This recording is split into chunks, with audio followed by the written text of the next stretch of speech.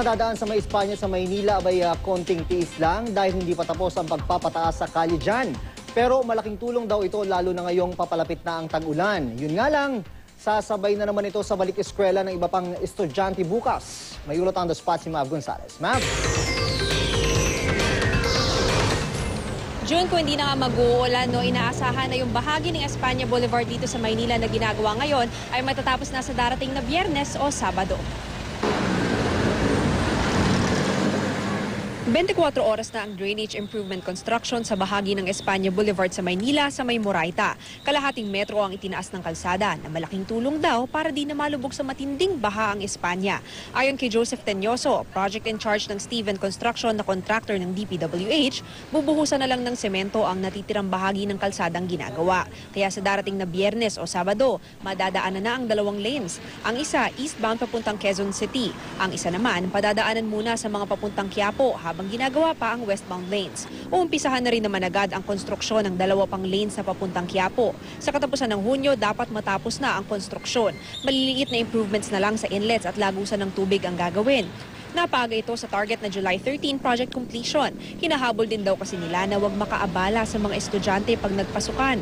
May alternative routes at traffic enforcers naman na tumutulong sa mga motorista.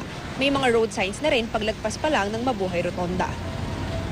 June, sa ngayon, maluwag pa naman ang daloy ng trapiko dito sa magkabilang lanes ng Espanya Boulevard. Paalala naman po doon sa ating mga motorista, lalo na doon sa mga magba-back to school nga bukas, meron po tayong alternative routes dahil hindi pa kayo makakadiretso ng Moraita galing dito sa Espanya Boulevard. So ang maaari nyo pong gawin ay kumaliwa na po kayo sa Vicente Cruz Street o di kaya sa Lacson Street at pagkatapos po niyan, meron naman pong signages na inilagay na ang DPWH at MMDA para masundan nyo po yon papunta ng Moraita. June?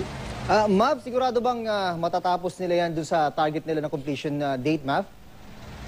Actually, June, yung unang binigay sa atin na target completion date ay July 13. So kung magtutuloy-tuloy daw na maaraw, hindi na maaaberya pa itong construction nila, ay mapapaaga pa raw yan dahil katapusan ng June, matatapos na yung buong proyekto. Pero itong 2 lanes pa lang na kasalukuyang ginagawa, sure na raw yan na by Friday or Saturday ay matatapos na dahil pinapatuyo na lang naman yung simento at yung ilang parts na nakikita nyo sa aking likuran ay ginagawa pa, bubuhusan na rin daw yan mamayang hapon. June? Mav, sa iba pang hindi nakakaalam nating mga kababayan, ang tanong nila, bakit pa isinabay sa opening ng classes yan? Actually, June, kanina nga nakausap natin yung project in charge nitong construction project na to. Dapat daw 2011 pa talaga nagawa itong construction na ito, yung mga improvements, drainage improvements na ginagawa dito sa Espanya Boulevard. Pero syempre, meron niyang dinadaan ng proseso, dadaan pa yan sa local government, kaya nagtagal siya. Pero ngayon nga, dahil naaprubahan siya, May 15 pa lang, sinimula na raw nila agad yung construction at gagawin daw nila lahat para masiguro na hindi na nga masyado pang makabala sa pasukan ng klase, June. Ako, good luck sa mga dadaan dyan. Maraming salamat sa iyo, Mav Gonzalez.